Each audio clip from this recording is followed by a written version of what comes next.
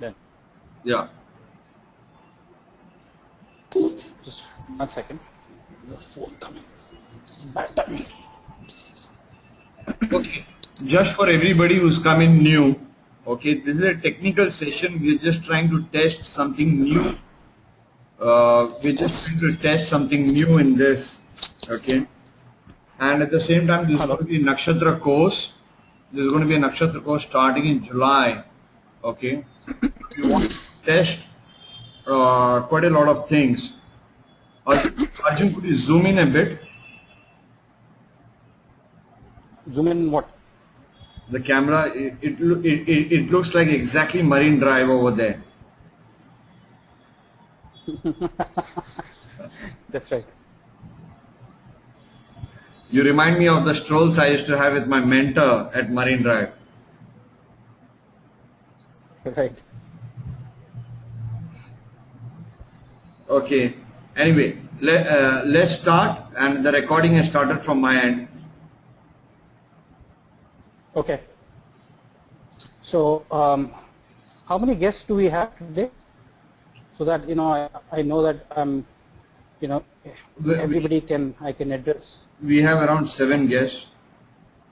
We are 7. Right. Okay. Total 7 attendees, including you. Right. Okay. Brilliant. So let's get started. So what I want to do today is give a basic introduction to what are nakshatras, and what I also wanted to cover is how can we use nakshatras to use it as a predictive for predictive. Okay. So I wouldn't know how many of you have looked at nakshatras in the past. I started looking at nakshatras just about a year ago, right? I was into astrology for a longer period of time. I've done Nadi, KP, and Lal Kitab and all of them. But when I started studying about nakshatras, nakshatras are very unique. The thing is, with nakshatras you can go to the granular level, okay, of synthesizing information. So on one side you have the planets, okay, and then you have the 27 nakshatras, actually the 28 nakshatras, and for the sake of predictive purposes we do not use Abhijit nakshatra, which is just used for Muhurta, right? So these 27 nakshatras that we're talking about today, they are called as lunar mansions. Okay. So what are these lunar mansions? When I started reading about them, okay, from mythology they say these are the 27 wives of the moon, and that is why they are called as lunar mansions.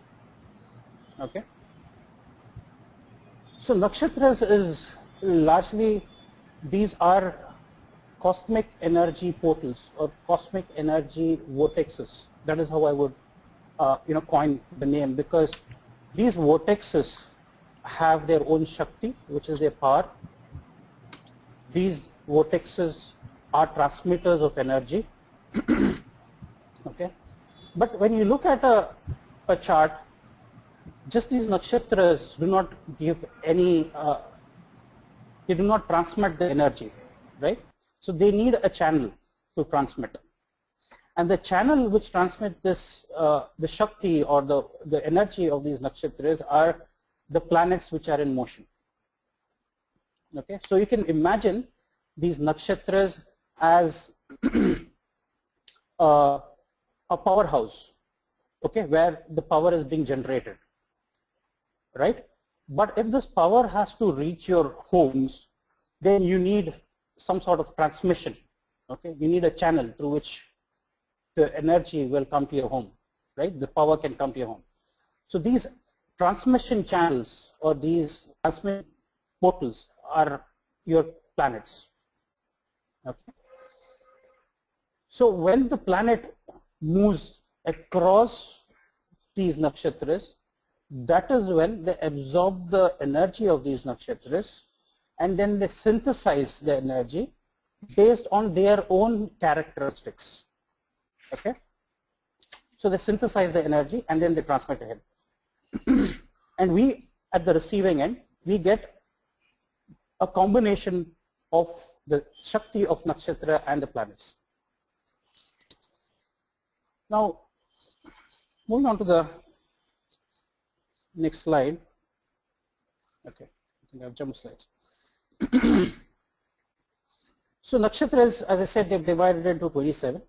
Okay, and what we have done is we have grouped them into 9, 3 groups of 9 planets each. Okay, so we start with Ashwini, okay, which is ruled by Ketu. But if you look at our text, Ashwini was never the first star or the first nakshatra. It was always Kritika. If you look at Atharva Veda, they mention that Kritika was the first nakshatra. Okay, largely because Kritika, you see, the ruling planet of Kritika is Sun, and Sun is Atma, which is the soul. Okay, so when any nakshatra study starts, you say, okay, you start with Ashwini, but originally it was Kritika. Okay, so the broadcast is now starting. All attendees are in listen-only mode. Right. So with Kritika, okay, I'll come to that in the next couple of slides, why Kritika would be the first nakshatra. Okay, so if you look at Ashwini, and the deity of Ashwini is the Ashwini Kumars. Okay, the Ashwini Kumars were the sons of, they were twins, and they were the sons of Surya, the sun god, and Sanjana. If you look at the next nakshatra, which is Bharani, the deity there for Bharani is Yama, okay, the god of dharma and death. Yama is also the son of Surya, which is sun god, and Sanjana. Okay, and Kritika, when you come to it, is the sun god himself. So the father has to be the first nakshatra to begin with. So that is why Kritika has been given as the first nakshatra in the Vedas. Right?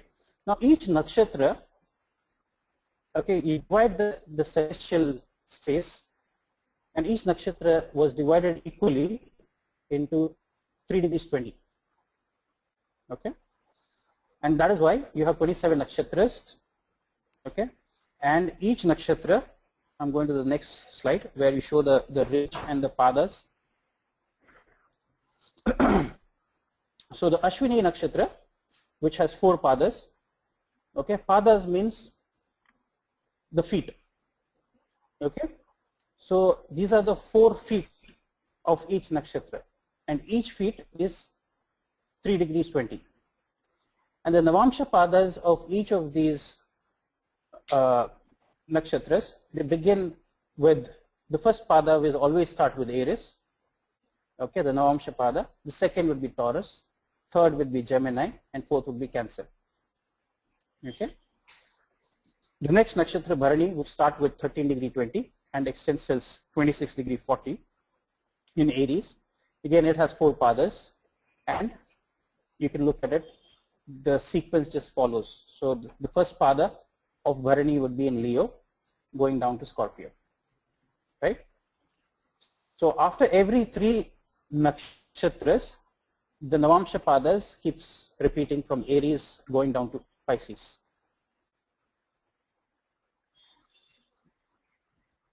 So moving on, this is a very basic slide. This is more to do with how the nakshatras were categorized and how to use this categorization, okay, and how you can make prediction based on this. So I will take some examples later on to explain this, but here let me give you a brief about what each of these elements are going to be used and how are they going to be used. Now, let us take the example of Ashwini. Okay. So, besides Ashwini, Ashwini is made of the constellation. Hi. Asterism, there are 3 stars. Hi. Sorry to interrupt you. Is it possible to zoom in on Ashwini or something like that? The table is too huge. Yeah, I know. We can do that, but Rohit, could you guide?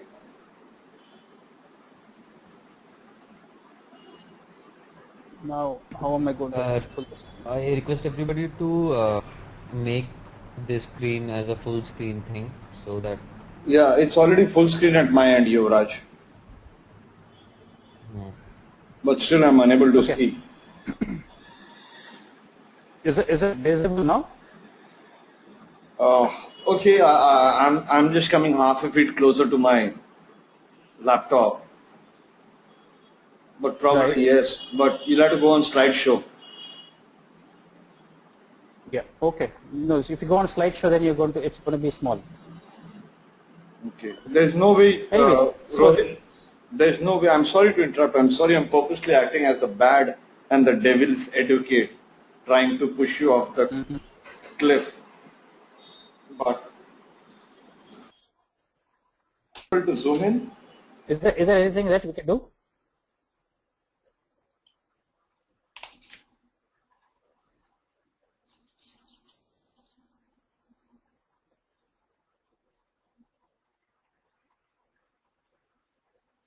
Hello?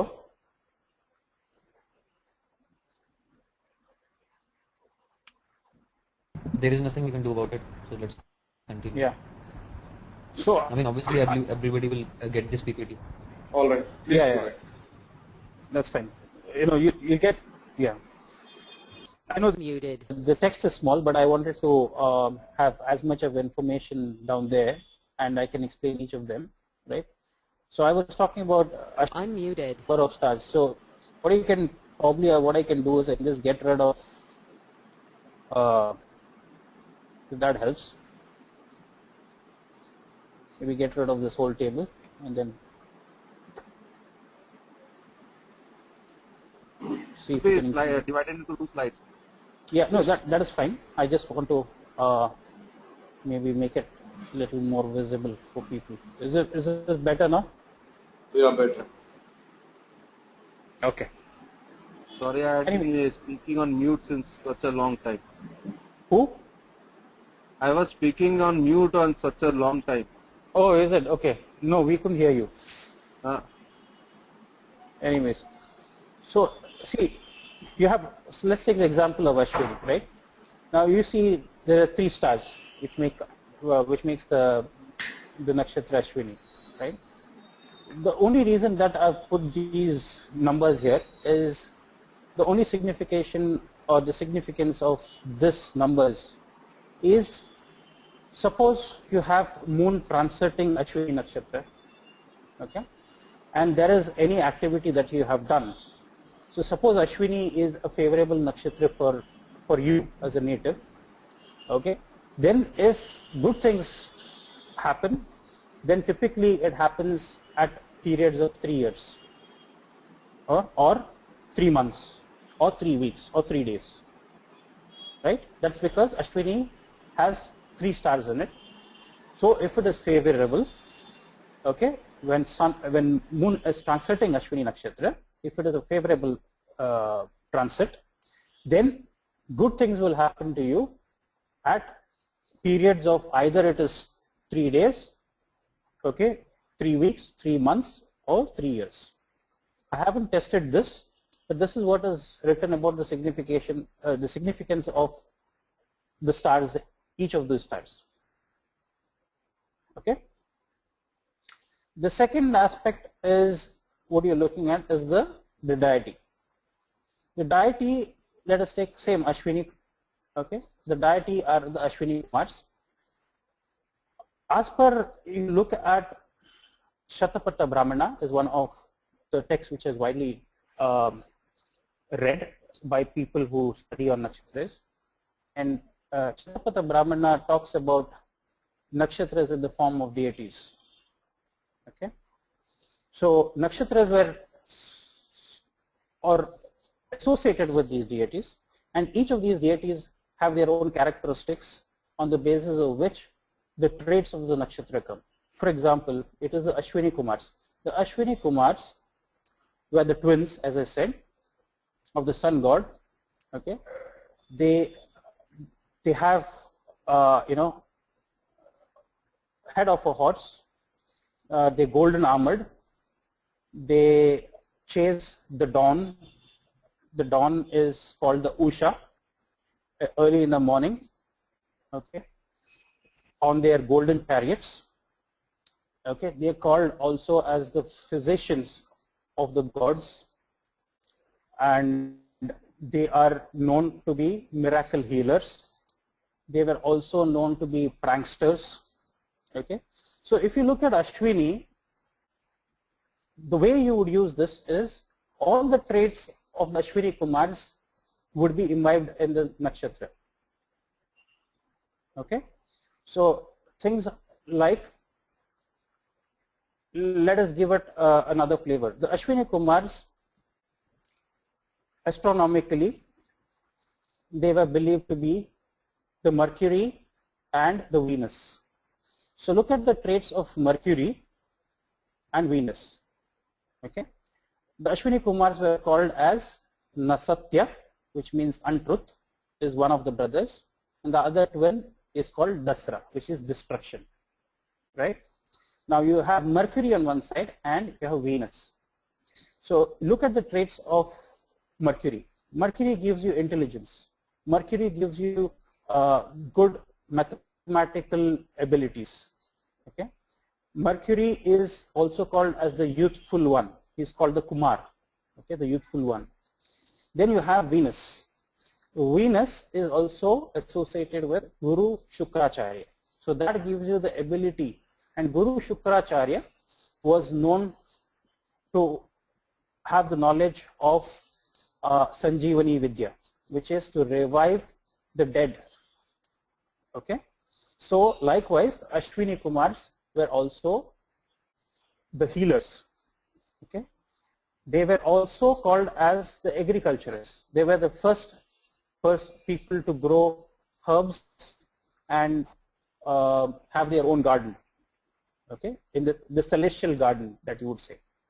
So you can say, you can associate Ashwini Kumars with gardening as well, right? So because of having intellect and because of having very strong intuitive skills, you would find most of the Ashwini people to be associated with astrology as well, right? Because it's a combination of Buddhi, which is Buddha, which is Mercury, and which is Venus, right? And because it is Venus, it gives them also a youthful look. They are beautiful looking, they are handsome, they are young, they are youthful, okay, ever youthful. So this is how we would read using the deity and the characteristics of the deity, the nature of the deity. That is how we would use that to make predictive ability or increase your predictive ability of the nakshatras. Now the next thing is the symbol. So nakshatras are very strongly linked with three aspects, I would say. One is the deity, no doubt. Secondly, it is the symbology, okay, and mythology and Puranic legends. A lot of clues or hints that you would get towards how these nakshatras are going to operate using this symbology, right? So it is here you have the symbol of Ashwini is the horse's head. Okay, so typically you would say people who are interested in people who would be interested in training of horses, okay, or because the Ashwini Kumars always used to go on their chariots, So this is also called as a star of transport, right? The horses were used as a medium of transport, right? So that is what the symbology is. So you use that symbology, use the mythological stories that I'm going to show you from an example later, and use it to your advantage, right? Then you have the goal. Goal is the Purushartha. So your goal is divided into Dharma, Artha, Kama, Moksha, and that keeps alternating. So you have Dharma, Artha, Kama, Moksha, and then the fifth nakshatra will be Moksha, Kama, Dharma, Artha. Okay. Then you have the race. So the race of the nakshatras is broadly divided into three. That is Deva, which is divine. Then there is Manushya or Nara, which is human. And then there is Rakshasa, which is the demonic. Okay. So each of the nakshatras get the traits of either the divine, the human, or the demonic.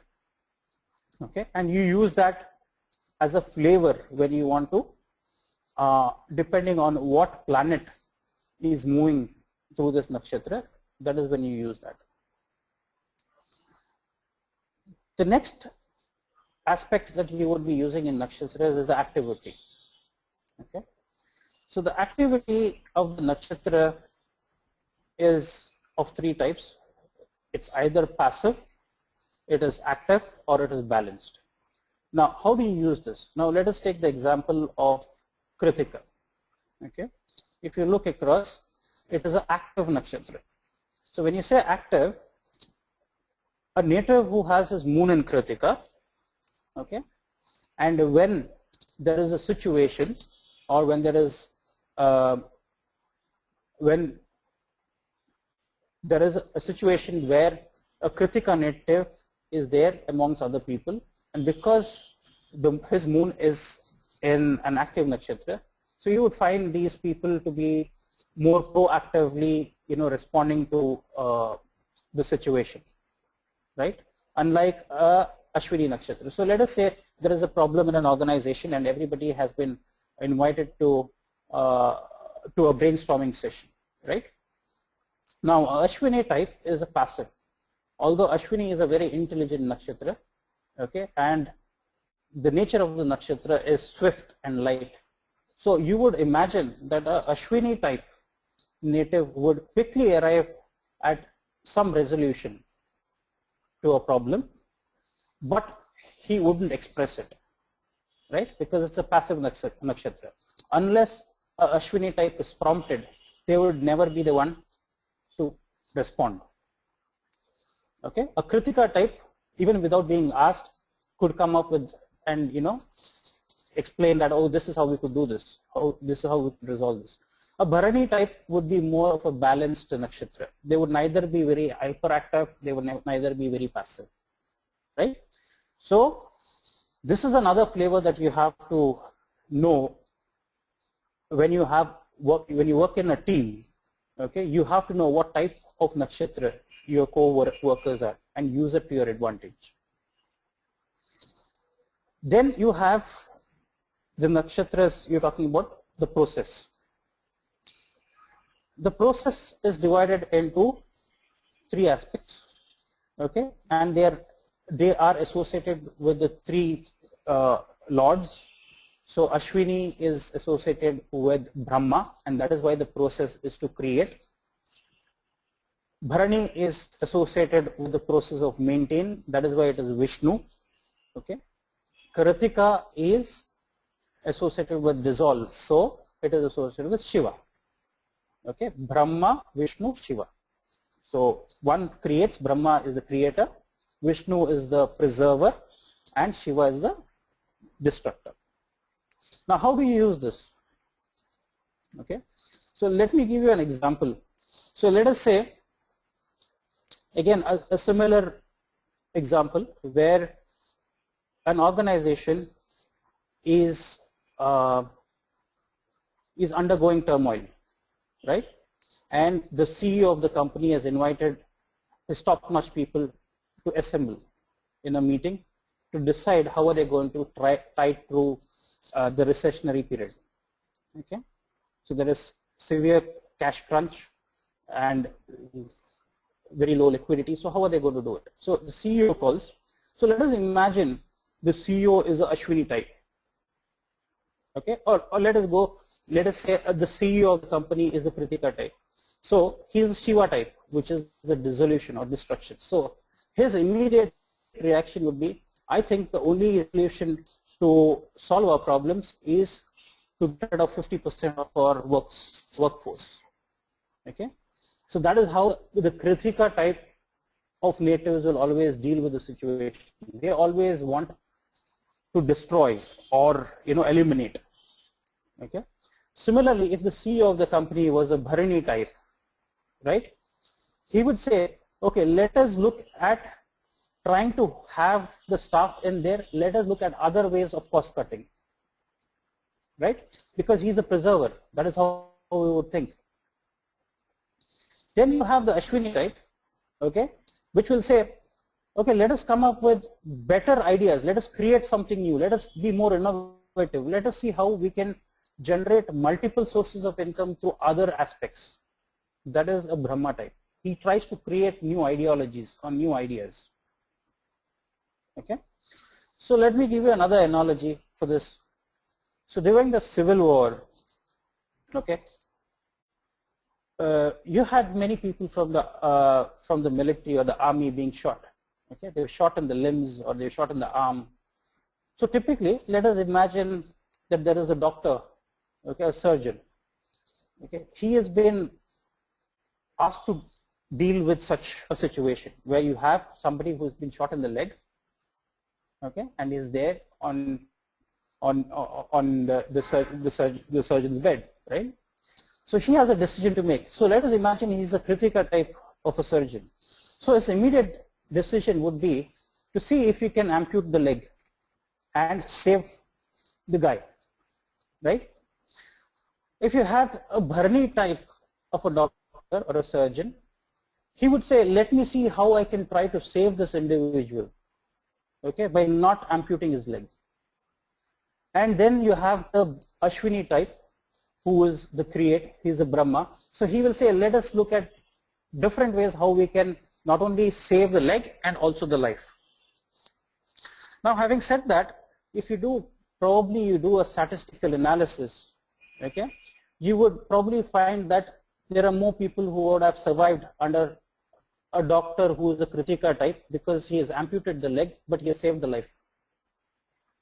But you might also find statistically that the Bharani type, okay, might have lesser people he would have saved, but at the same time, he might have more people having with limbs, okay, more people who have survived have their limbs intact, right? So you see, this is how we use this. The next aspect of using nakshatras is knowing their property. The property of the nakshatra can be categorized into three types. Okay? The first type is called the dhatu type. The dhatu are the inanimate types. Okay? So dhatu means associated with something to do with minerals or metals. Okay? So this is usually used during the remedies that you are going to use. So Ashwini type, which is the dhatu, the property of the Ashwini is dhatu, okay, might benefit from healing using some metals or some minerals or medications which have magnesium or potassium or something like that. A Bharani type is associated with Mula. Mula is known as roots. Okay, so anything which is like the trees, okay, the grass, okay, so these are the sort of things which are associated with the water. These are associated with the Mula. Okay, and finally you have the Jiva. Jiva is the animate things. Okay, so which is like persons or animals or something like that. So if you have somebody who is suffering from an illness in a Kritika type, okay, you might want to have somebody like a Jiva type. It could be a pet, bring the favorite pet of the Kritika native near him and he feels better. Or you could have somebody that the Kritika native likes to be around. You know, it could be the Kritika person's mother. So bring the mother closer to the Kritika person and the Kritika person will feel good about it. Ashwini type might benefit from wearing maybe stones. You know, it's a Dhatu type. Okay, so gems, they might benefit from that, right? So this is broadly categorizing nakshatras under different properties, right? The last two, the gender and the animals, I'm going to cover it in the consecutive slide. So I can take a pause now, and if there is any queries before I move on, you know, please feel free to ask me. Do you have any queries now? So I'm assuming we're good to go ahead. Hello? Does anybody have any queries? Anuradha has just said that she cannot hear. What she cannot hear? My voice? Hello? Just a minute back she said she could not hear. Okay, she can hear right now. Okay. Is there any queries from anybody? Feel free, otherwise I can move on. All right. Or we can come back to this later on. So once we've gone through the presentation. Sure. Okay? Go ahead. Let's move to the next one. Yeah. All right.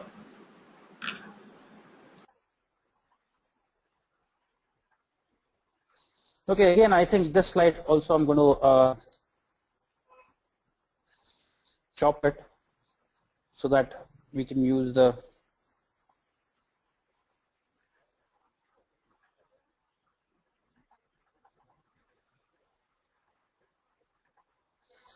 okay, is this clear now? Right. The next important aspect of nakshatras that we're going to deal with is one has to know the Shakti of the nakshatra. This is a very important aspect, you know.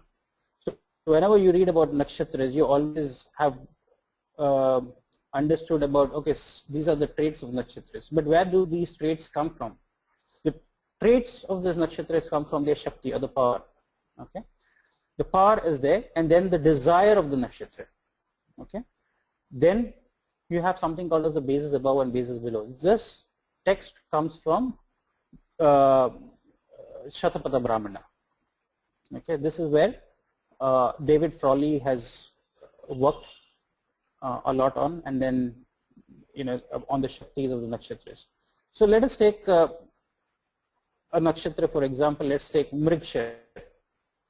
Okay, Mrigshir is called, the theme of the nakshatra is called, it is called the searching star. Okay, Mrigshir, the meaning means, Mrig means stag or a deer, okay, or antelope, and Shir means head. So it is the head of the antelope, right?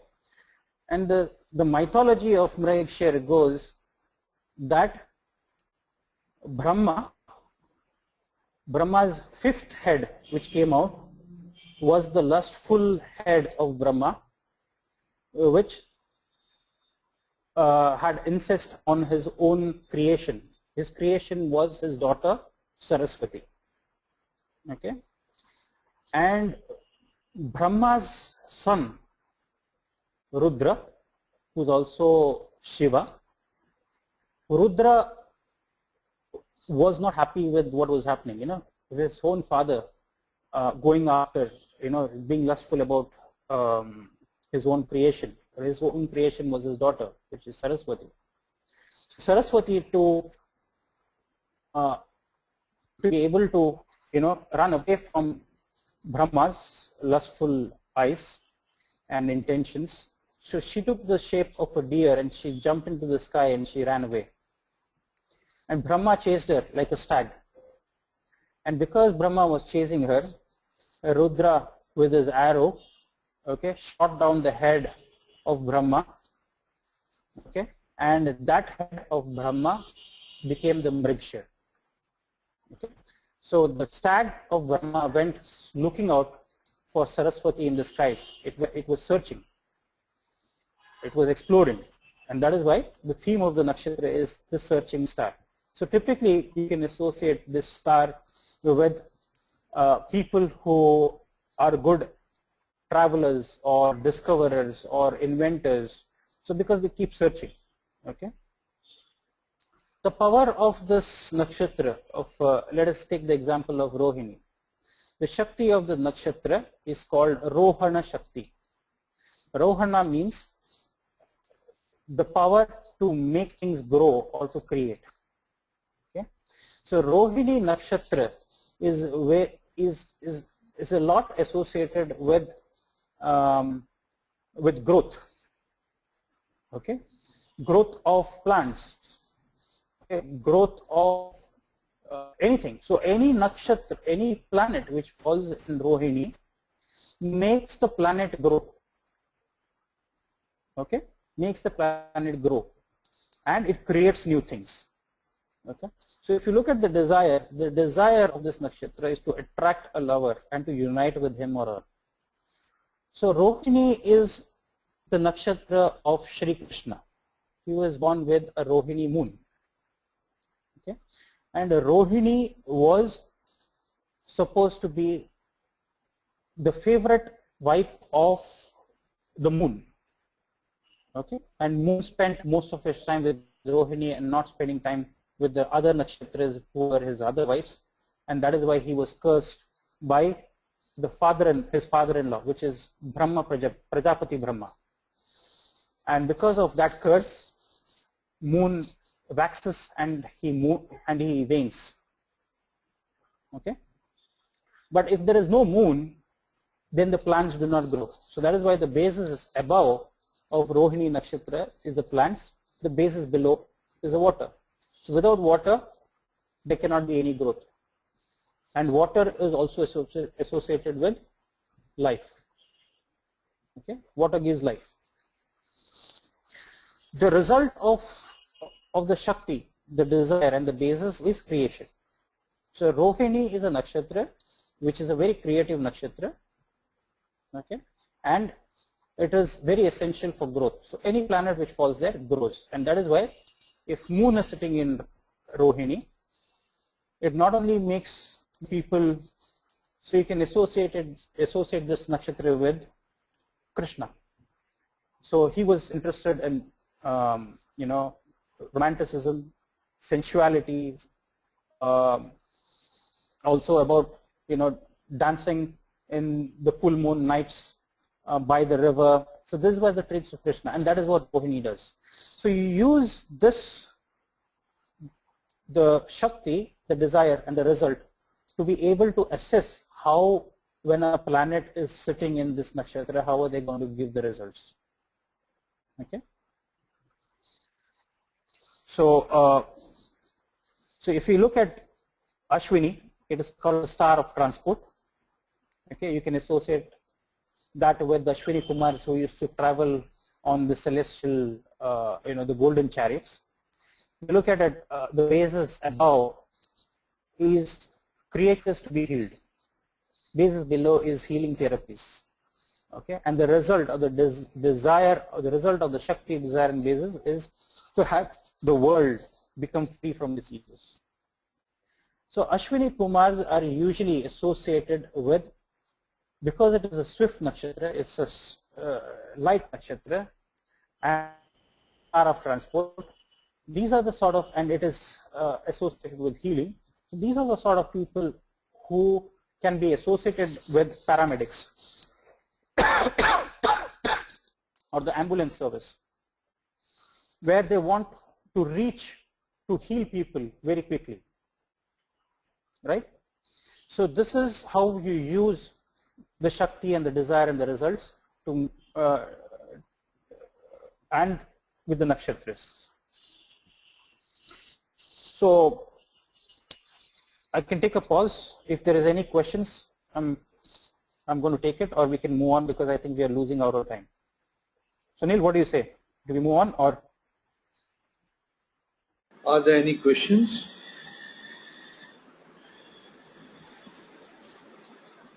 Are there any questions? Okay, I guess we can take that the end as well. Anuradha ji has asked what exactly is meant by bases above and bases below. Okay, see, bases above is the nature of the nakshatra. What it gives is the trait of the nakshatra when you're talking about the Shakti. So the Shakti has something called as bases above, okay, and it is the result which gives in the first, and the bases below is the result which comes after. Okay, so that is how you interpret this. So there is nothing very specific there. Okay, if you look at the Shakti, it is quickly reaching things or quickly attains one objective. That is very, very generic, right? The Shakti or the power, the statement, say Ashwini Nakshatra, right? So the Shakti is quickly reaching things. Now that is very generic. Now reaching things to do what? Reaching things to do is to heal creatures. Okay, that is the basis above. And what is helping to heal the creatures are the healing therapies. That is the basis below. Okay. So when you add the Shakti, the desire, the basis above, the basis below, that will give you the complete picture of that nakshatra.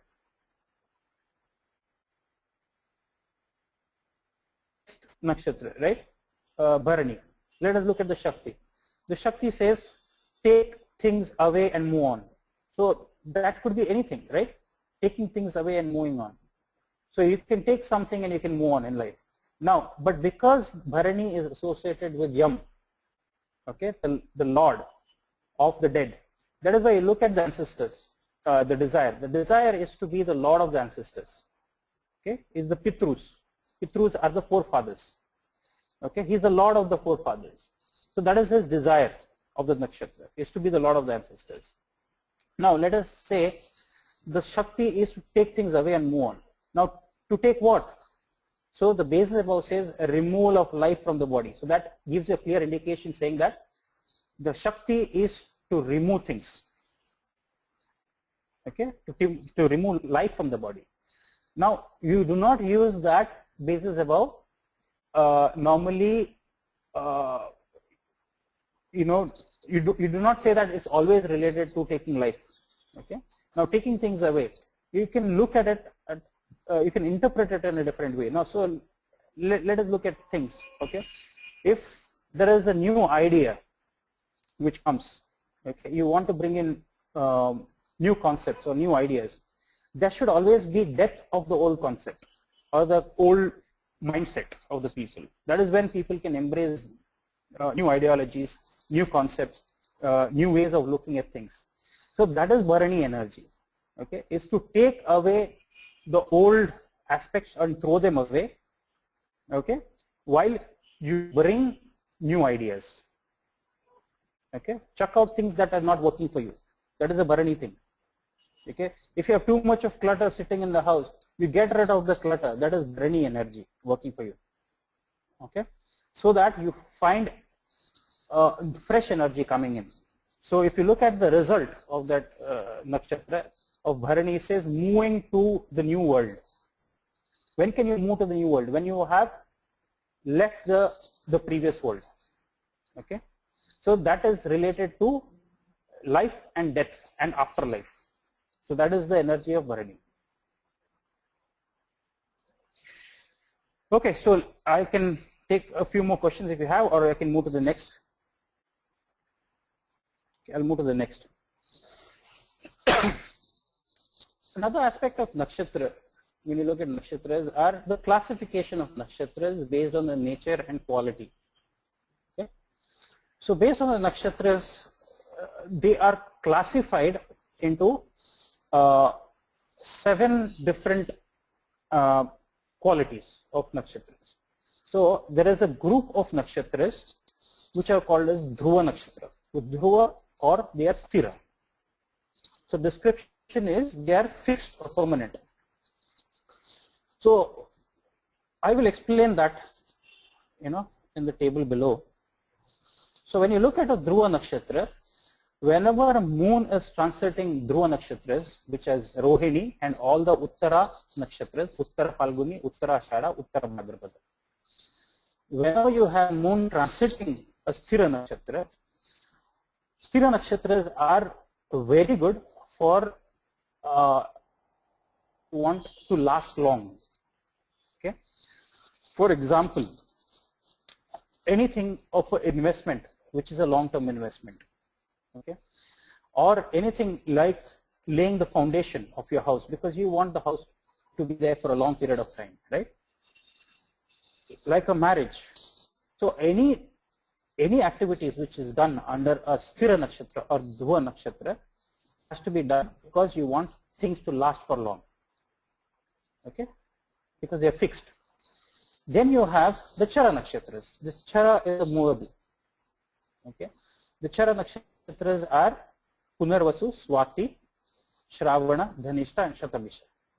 Now Chara is movable. So any activity when the moon transits a Chara Nakshatra, okay, it is good for buying vehicles, it is good for traveling, it is good to do any journeys, go on pilgrimages, okay, or bringing animals, because animals are supposed to be the movable, right?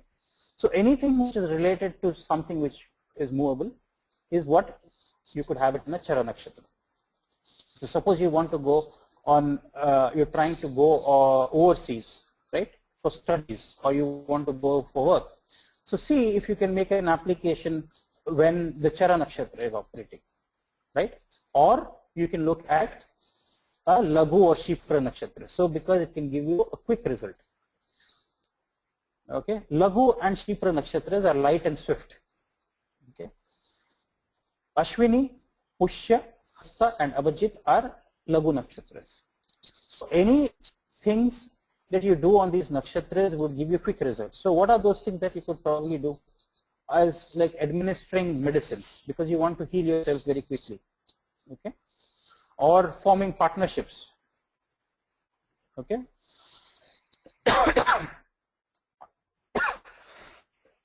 or you want to ensure that you want to bring patrikas to match so that they can quickly result into marriage. So this is good, except for marriages. With the exception of marriages, Pushya Nakshatra is good and a universal nakshatra for doing anything. Any activity which is done on a Pushya Nakshatra, except marriages, it would give you very good benefit. Okay, so Pushya is the nourishing aspect of the nakshatra. Then you have the Tikshna Nakshatras, which are sharp and dreadful. Okay, which are these? It is Ardra, Ashlesha, Jeshta and Mula. If you look at Ashlesha, Jeshta and Mula, okay, they are the nakshatras which fall in the Gandanta zone. Okay, so they are karmic. So Tikshna Nakshatras are very sharp and dreadful. Okay, so things that you would want to do on a Tikshna Nakshatra are like you want to do Shraddha, which is oblation to your ancestors.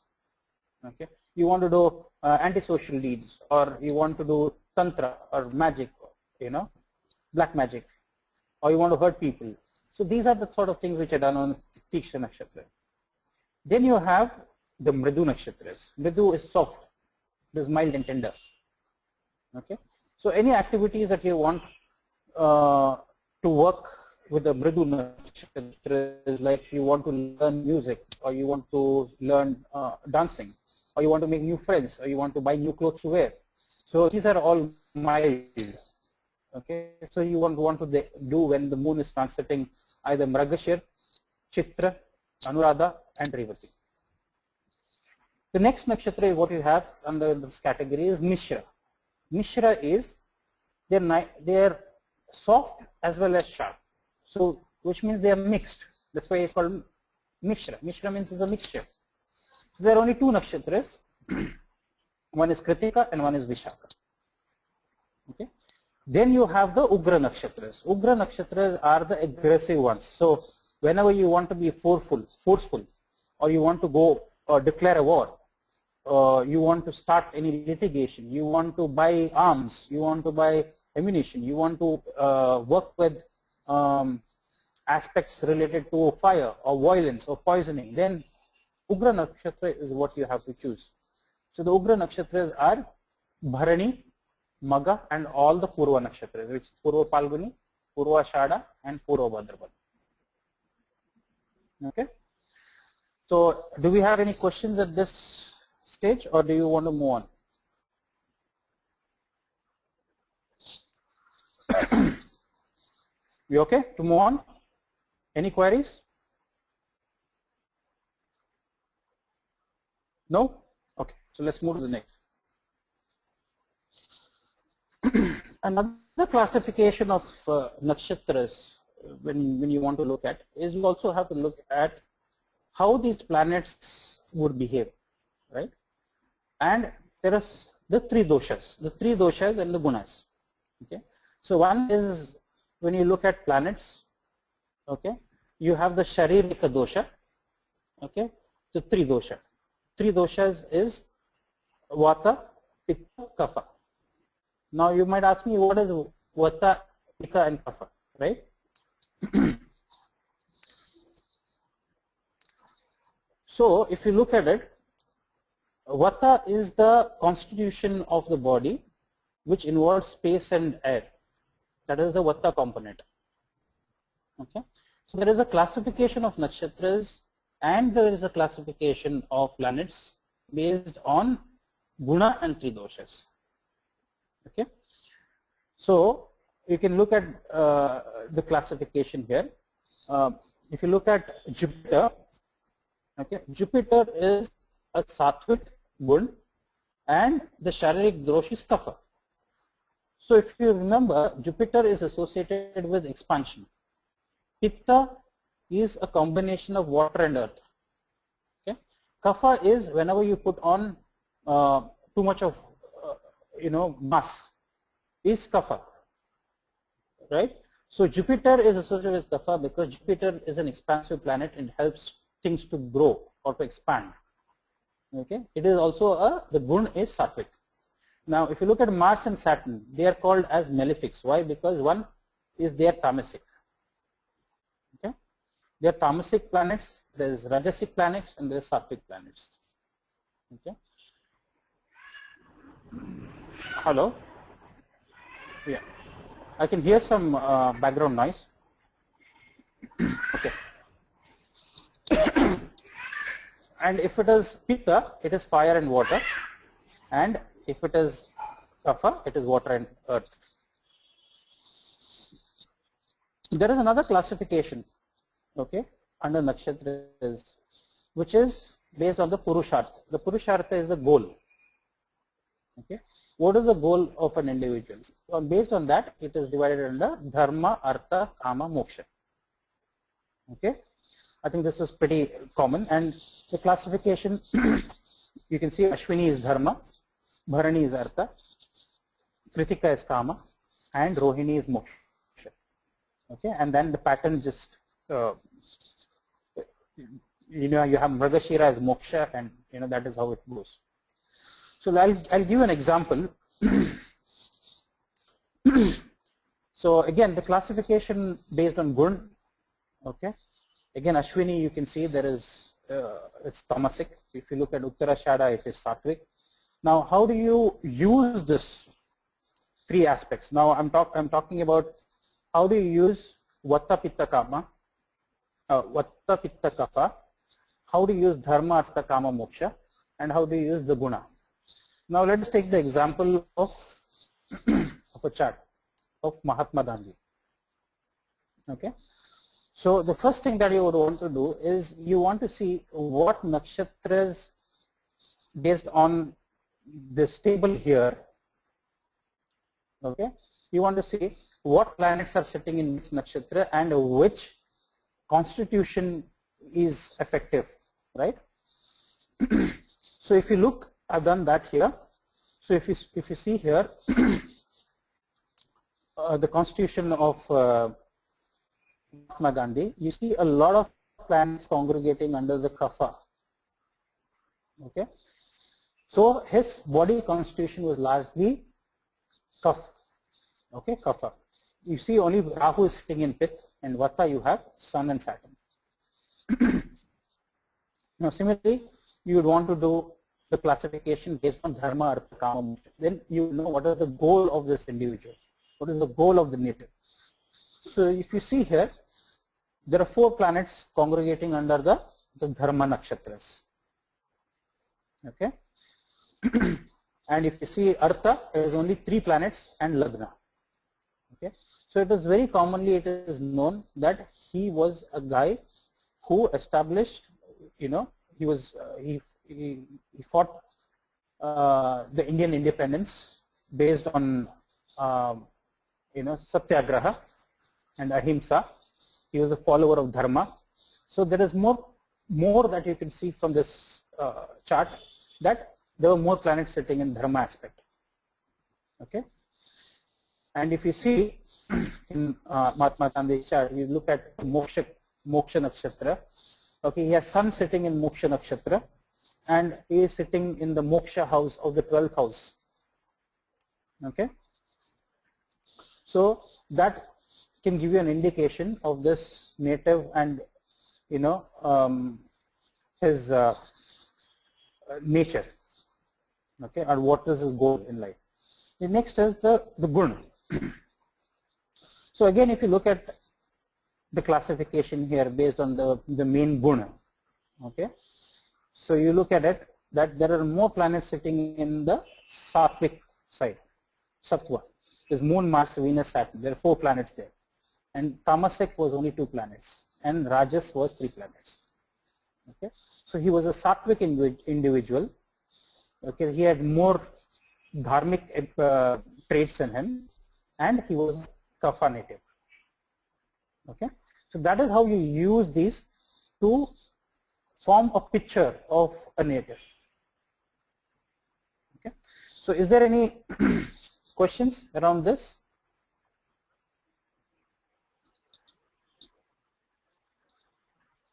Yuvraj, anybody who has any queries?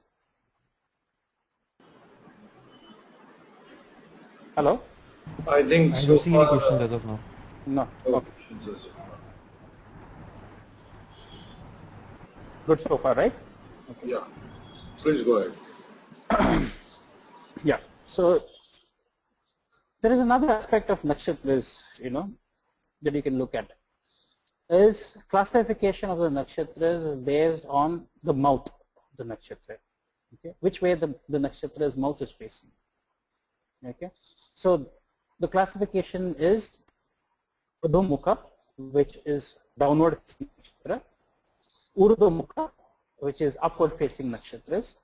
Then you have Triyanga-mukha, which is facing forward or facing sideways or facing straight. Now, how do you use this? Okay, so I've given you an example. So when you look at a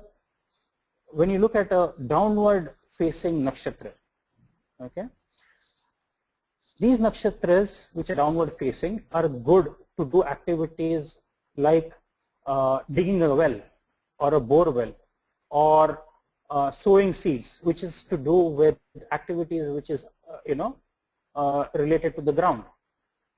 Okay, so anything which looks down. So those nakshatras are suitable for activities related to that, or doing evil activities. So the downward facing nakshatras are better.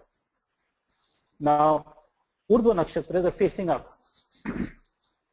Now look at the analogy here, right? What I've given you as example below is an Indian satellite, okay, GSAT, which was a telecommunication satellite which was launched on 25th of December, okay, which failed. The satellite was launched on a Magha moon, okay, because if you look at the launch time, it was 10:34 a.m. Greenwich Mean Time, and the satellite broke apart 58 seconds into flight and it was destroyed by command at 64 seconds. Now if you look at it, Maga Nakshatra is a downward facing nakshatra. Okay, so it was not a conducive nakshatra for launching a planet, launching a satellite. Okay, so when you launch a satellite, it is better to launch them on upward facing nakshatras.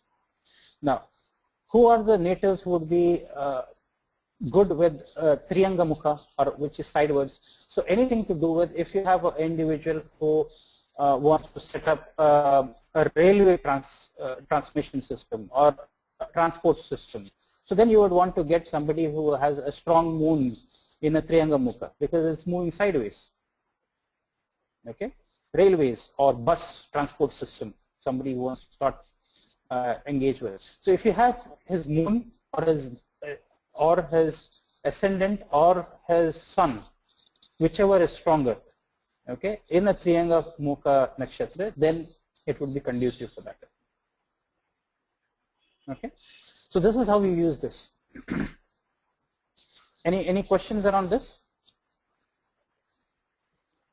Okay, I'll move on to the next. The next classification that you see here is based on the Varna. Varna is the caste. Okay, nakshatras are divided into 7 categories or 7 castes. Okay, and there is also animal symbols, which I had discussed before. I said I'll take it later, so I'll use that. So let's first talk about the caste. So you look at the first caste, which is a Brahmin caste, right? It's a priestly caste. So let us take the first example, which is Kritika. Kritika, the deity is Agni. Okay, and Agni is associated with the ritual fire, okay, which the priest does. Kritika is also associated with mantras, okay, chanting of mantras. So it is also associated with what a priest does. Okay. Secondly, if you look at it, you know, look at another nakshatra like Purvashada. Okay, Purvashada is ruled by Venus. The planetary ruler is the Venus. Venus is Guru Shukracharya. Again, that is why it is associated with the priestly caste.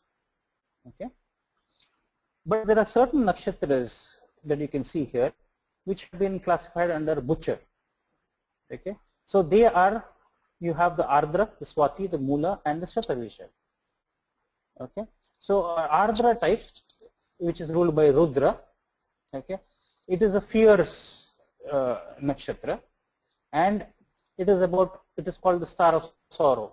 Okay, and it is like the butcher, which it is like the storm. Rudra is the lord of the storms. Okay, when storm comes, he's like the butcher, right?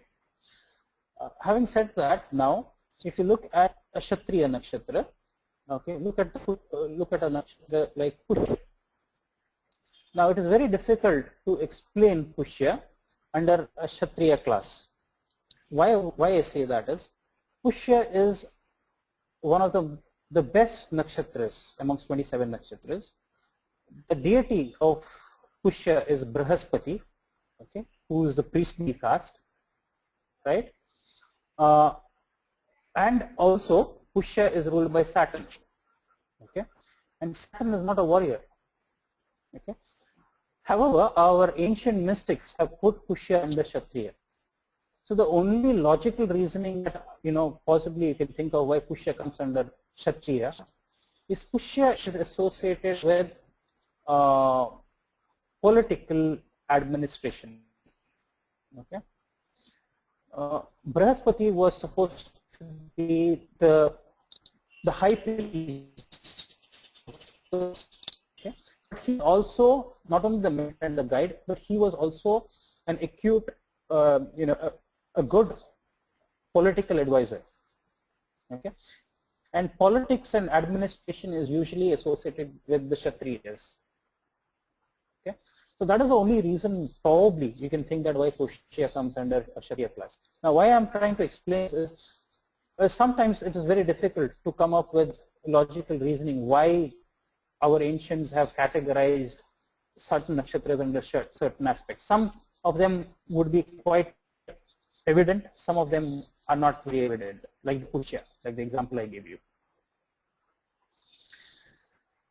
Then the next very important aspect of nakshatra is if I have to classify nakshatras and say I want to learn about nakshatras, then I would say the must things that you have to know is, one is the deity, secondly you need to know the symbol or the symbology, the third is the Shakti of the nakshatra, and the fourth very important aspect is the animal symbology. Okay. Now, what are animals and why these animal symbols and these genders associated with these nakshatras? Okay. Let us take an example of a planet. Okay. Just to explain the basis behind animals and their symbology and the nakshatra, I'll take a planet which is the north head, okay, which is Rahu. Rahu is usually seen riding on a tiger. Okay, that is the mount of Rahu. Okay, the headless, not the one with the headless is Ketu. So Rahu is the demon head, and he rides on the tiger. Now, why is Rahu associated with tiger? So if you think very deeply, you would know, if you look at the trait of a tiger is a ferocious animal. Okay, it is a very tamasic animal. Why? Because it's a very lazy animal. Most of the days it just lies down, it sleeps most of its time. It's just like a cat, right? However, the tiger, whenever it is hungry, it goes out on the prey. It goes out to hunt on its prey. And when it goes out to hunt, it slowly approaches its prey from the back of the prey and takes the animal by surprise and attacks it fiercely. That is how Rahu is. Rahu is smoky. Rahu, most of the time it sits very dormant. It is lazy. But when Rahu strikes, it strikes like a tiger. Okay, it is like an event which happens suddenly. That is how the tiger attacks. It takes the native by surprise, right? So now you see the association between planet Rahu and the tiger, right? Similarly, nakshatras and these animals have certain association. Now let us take the example of Ashwini. The animal symbol there is a horse, which is a male horse. Okay. So Ashwini Kumars were the sons of Surya Bhagwan, okay, the sun god. The sun god is always seen riding on 7 horses. The horse is, as a symbology, shows speed, agility. Okay, it shows power. Whenever you talk about power in terms of speed, you say horsepower. You don't say camel power. You do not say goat power. It's horsepower you talk about. So that is what Ashwini Kumars are. They are the agile. They are the fast movers. They are the transporters. Okay, and that is why they are associated with the horse. Okay. Now look at the next nakshatra. Okay, Bharani. Bharani is associated with the elephant. Elephant is one of the biggest living creatures on land. Okay, it takes a lot of space. Okay, when the elephant walks on the road, it hogs its space. It will never walk on the sides of the side of the roads. It will always walk in the middle of the road. So Bharani nakshatra is usually associated with traffic jams. Why? Because you have an elephant. If there is Bharani energy operating on the roads or on the streets, there could be a traffic jam, okay, because of its association with the elephant, right? So this is how we use, say you look at a Vishaka Nakshatra or a Chitra Nakshatra, right? A Chitra Nakshatra is associated with the tiger, right? So one of our research points was we asked people, if you're a tiger type, you're a Chitra type moon, do you wake up at 2:30 or 3 o'clock in the morning? Okay, you wake up, maybe go to the toilet or go to have a glass of water, and most of the people said yes, we do. Why 3 o'clock or 2:30? It is because the tiger, wakes up at 3 in the morning to go to hunt its prey, right? So do you see the association there?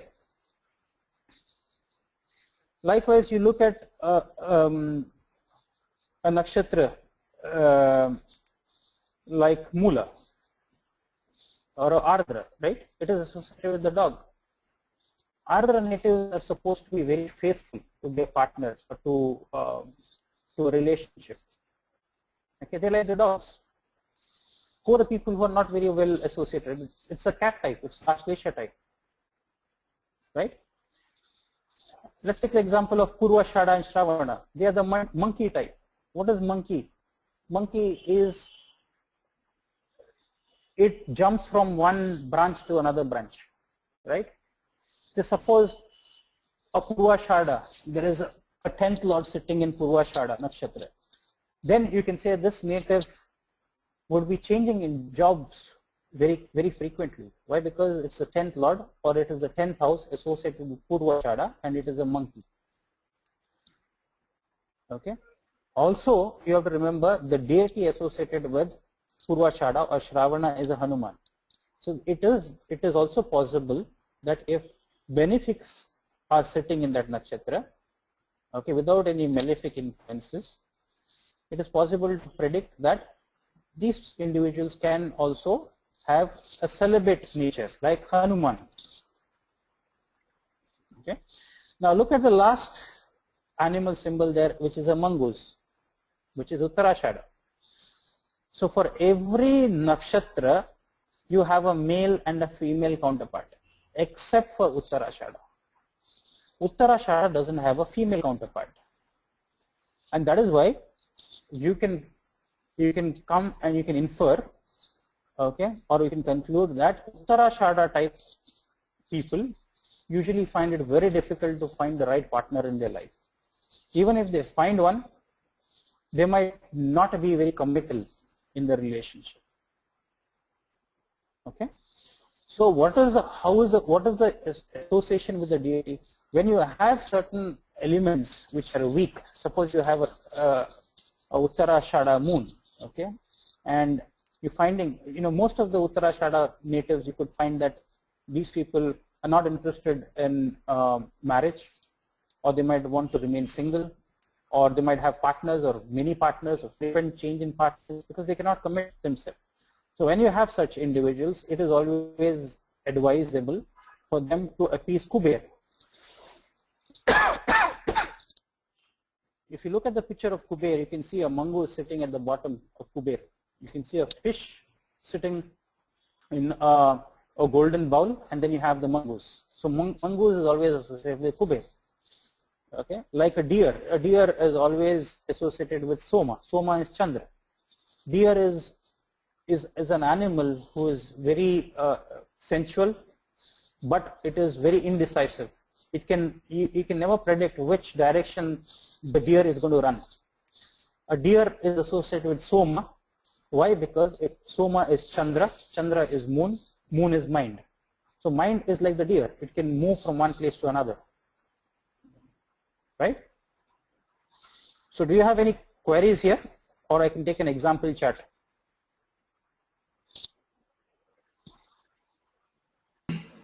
Hello? Any questions? Any queries? This is very important because you have to learn about the animals, how they behave, what they do. Look at the, for example, okay, you have the serpent energy, right? You have Rohini and Mrigashiram. what does a serpent do? A serpent sheds its skin, right? Likewise, you see a Rohini and a Mrigashira native, they are always trying to change their skin, not literally, figuratively, by having a lot of makeup on their face, or they want to look more beautiful. They want to be, and probably you see a Rohini or a Mrigashira type wanting to add a little bit of kajal, which is the eyeliner. Why? Because serpents are mystical. They want to, they are hypnotic. It is said that the serpents try to hypnotize people with their eyes, right? And likewise, Rohini and Mrigashira will also be like that. So, any questions around this? Yeah, we have a question from Vishwajit and one from Anna also. Right. Vishwajit asked, it's a long one, but the later part I'll see. For Graha Pravesh, which nakshatra should be considered? See, Graha Pravesh is a good thing. See, when I said there are two nakshatras which is very good for Graha Pravesh. Okay, one would be Pushya, definitely. Except for marriages, all activities that you can think about, you can use Pushya blindly to go. It's a very good, it's a universal nakshatra. Another nakshatra which is very good for Graha Pravesh is Uttarashada. Okay. Uttarashada, why is it good? Is one, Uttarashada is associated with success. Okay. It is invincible success or final success or final victory. So you want to live in a house or a foundation where you want to be victorious or you want to be successful all throughout your life. So that is why Uttarashada is supposed to be another good nakshatra to do Graha Pravesh. Okay. And for all other things, Pushya is universal. Except for marriages, all other things, it is good to do it on a Pushya nakshatra. Anna wants to know, do we somehow consider Abhijit in this classification? We have not considered Abhijit here. Although Abhijit can be considered, okay, but we have not considered Abhijit because Abhijit, see, what is Abhijit? If you look at scientifically why Abhijit is not being used, astronomically, Abhijit today, before Abhijit used to be used, today Abhijit is not used because Abhijit has become a black hole now. Okay, the stars have become a black hole. So whatever goes into Abhijit, they just disappear astronomically, right? So Abhijit is only used for Muhurta purpose, okay, in our study. Why? Because if you use 28 nakshatras, then they won't be equally divided into 3 degrees 20. Now, if you go back here to the Dharma chart, here we have used Abhijit, if you see. Okay, Dharma, Artha, Kama, Moksha. Okay, but nowhere else we use Abhijit except in this classification is where you use Abhijit. And usually, if you omit Abhijit, then you leave Kama and then you directly, so from Uttarashada Nakshatra, you go to Shravana Nakshatra. So from Moksha, directly you jump to Artha. Okay. So does that answer? Okay. Okay, we Any have other one questions? from Anuradha also. Does it have to do with only moon or can it work for all planets? It will obviously work for all planets, okay, but the focal planets when you talk about or the key planets that you talk about are only 3. One, not the planets, I would say Lagna, Moon and Sun, okay. Lagna is your body, okay. Moon is your mind, which is your past life, okay. Moon is very, very, very important because everybody talks in terms of moon. So it is how your mind perceives things. So moon and that is why these nakshatras are called as lunar mansions. Okay, sun is the soul, is the Atma. So these are the three focal planets, but you know what our study says is, and we can show it, that it really operates on all other planets apply as well. Okay, but we always take these three as the most focal planets, because this is what gives the direction to one's life. But when you look at event-based things, then you can go for other planets. But now when you're when I'm talking here, mostly when you talk about animals in symbology, is used in Ashtakuta method of marriage matching. Okay, that is when this is only one aspect of it, which gets only 3 points.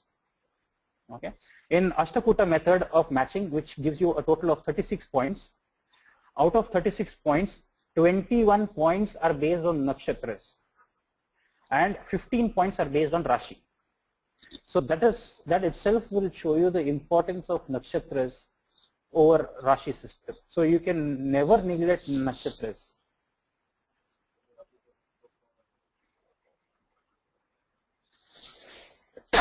Any questions? We are good for now. We can go ahead. Okay. Here I'm just giving you a small example with 3 charts. Okay, I've all put them in one slide so that you know. So it is a chart of Brad Pitt, Jennifer Aniston, and Angelina Jolie. Okay, so the source is Astro Data Bank, and I picked them up because Rodent rating was A for Brad Pitt and AA for Jennifer Aniston and Angelina Jolie. Now, what I wanted to highlight with this example here is to show compatibility based on one aspect of nakshatras, which is the yoni, which is the animal matching. Now, if you look at Brad Pitt's chart, okay, he has a Uttarashada moon. Now, if you go back to the chart here, I've said Uttarashada moon is a mongoose type. Okay, he doesn't have a suitable partner. Okay, there is no suitable match for a mongoose type of native. So it is very clear in Brad Pitt's chart. He has a moon, okay, in the 2nd house, okay, and there is a congregation of multiple, over 5 planets in the 2nd house.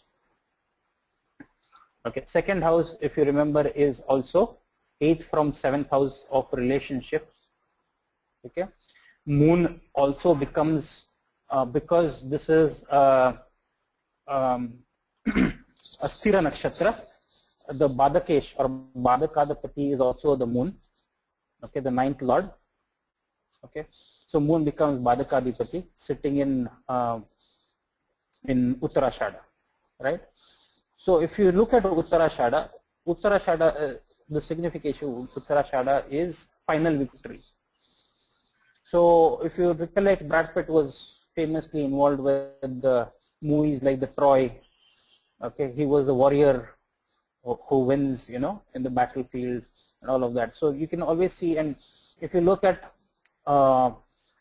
his association with Jennifer Aniston. Okay, Jennifer Aniston has a Jyeshta moon. Okay, when you look at Jyeshta, Jyeshta is superior. Jyeshta means the senior one, the chief one. Okay, and if you see from Brad Pitt's moon, Jennifer Aniston's moon sits in the 12th house in Jyeshta nakshatra. Okay, so obviously it didn't work out. Why? Because Jyeshta is the deer type. If you look from the chart here, Jyeshta is the male deer. Okay, and Brad Pitt is the mongoose, right? He likes to fight with the snakes, right? He likes to have many girlfriends. He cannot stick with somebody. And Jyeshta type is the sensual, okay, the emotional, the attention seeker, looking for closeness. It is like the deer, it's like the mind of the deer, which is very fickle-minded. So a mongoose type and a deer type can never get along together for too long. Now look at Angelina Jolie. She has a Revati moon. Okay, moon Revati. If you look at the animal symbol, Revati is the female elephant. Okay? Elephant is a big animal, right? It is also called as the king of the forest, along with the lion. Okay, so Uttarashada type will feel protected or feel good being under elephant type Revati. Okay.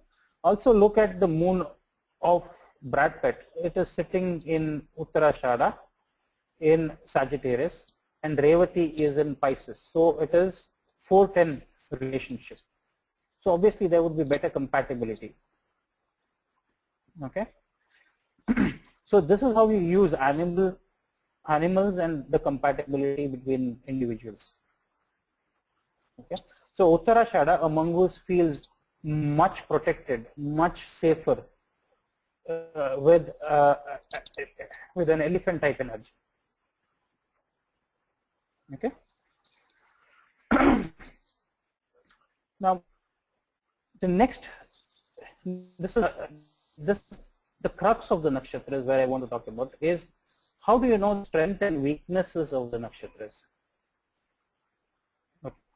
This is the most important aspect, which is it has not been spoken about and what not be. This is very, very important.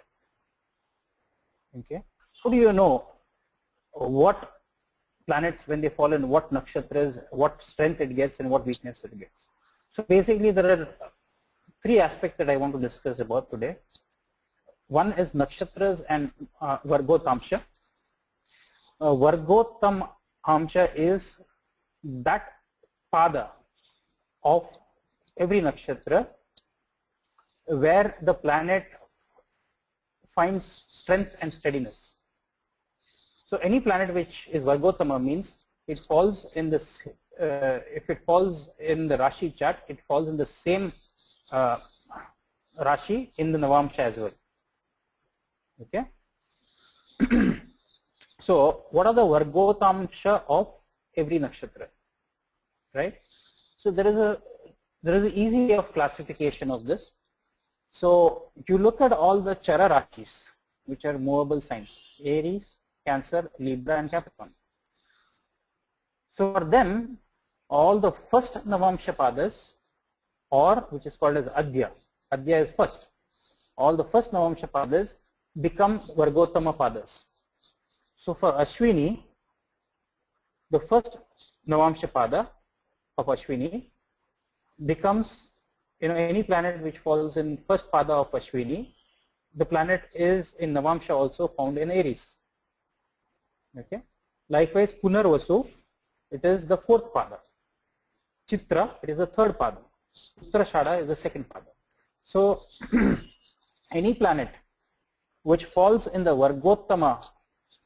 Vargotamamsha gets special strength and steadiness. Okay. Even though sometimes you might say that they might be falling in the debilitated Navamsha. Okay. For example, let us take a Venus. Venus is in Chitra Nakshatra, 2nd pada. Okay. Chitra Nakshatra, 2nd pada becomes debilitated sign of, becomes a debilitated sign of Virgo, debilitated sign of Venus, which is Virgo, right? But when Venus falls here, the Navamsha of that pada, okay, becomes Vargotama. So a debilitated Navamsha also can give strength, right, to that Venus. So what you say is Venus falling in Virgo, right? You say it's debilitated. But if you see Venus falling in Chitra second pada in Virgo, then although it is debilitated, it gives special strength to that nakshatra. So what does it mean? So it means that, say, Venus is Karaka of marriage or marriage partner, right? Although because it is debilitated, it can make the native crafty and cunning, okay, because Venus is in Chitra. Chitra is a Mars, ruled by Mars. Planetary ruler is Mars. So there can be passive aggression in the native. Why? Because Chitra is a Mradu Nakshatra. It's a soft Nakshatra, right? So it cannot give, although it is a Mars Nakshatra, it is a soft Nakshatra. Okay? But the debilitated influence of Venus will be tempered because it is Vargotam. So planet becomes Vargotam, so the negativity will be less. Okay? The potency of that planet to give negativity will become less. Okay? So if you look at it, in all Chara Rashis, first Navamsha Pada becomes Vargotama. All Sthira Rashis, fixed signs, fifth Navamsha Padas become Vargotama. In Dvisvabhava, dual signs, the ninth Navamsha Padas become Vargotama. Okay? Any questions here? Because this is the most important aspect. Because you might say, when you look at a chart, you say this planet is debilitated, right? But not necessary that it gives you a debilitated result. Why? Because it is Vargotama. It falls in the Vargotamamsha. Okay, I'll move to the next one. There is another classification. How do you look at the strength and weakness of nakshatra? Is on the basis of Pushkara Navamsha. This is another concept. Okay, so when any planet falls in the Pushkara Navamsha, Push means nourishment. Okay, Kara means it is a lotus. Okay, to do. Kara means. So Pushkara Navamsha becomes highly auspicious. Any planets which fall in the Pushkar zone, they become auspicious and they act as though they are exalted. Okay. So how is the Pushkara Navamsha, which are the Pushkara Navamshas? So for every Rashi, there are two Pushkara Navamshas. Okay. So totally for 12 Rashis, there will be 24 Pushkara Navamshas. Right. So how are you going to categorize them? If you look at Rashi, all the watery signs, the first pada and the third pada become Pushkara Navamsha. For earthly signs, the third and fifth. For airy signs, 6th and 8th Navamsha padas. And for fire signs, 7th and 9th. Okay. So if you look at the notes below that I mentioned there are, out of these 24 Pushkara Navamshas, 3 Navamsha Padas become extremely important. Why? Because they become both Pushkara Navamsha and also Vargotamsha. So which are those?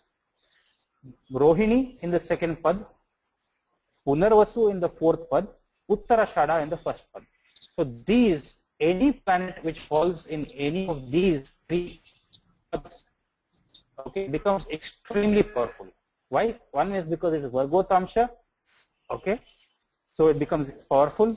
Secondly, it becomes even more powerful because it falls in Pushkara Navamsha.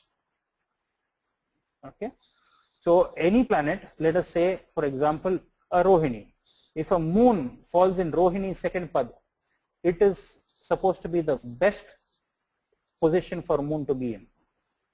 Sri Krishna apparently was born in a Rohini second pad.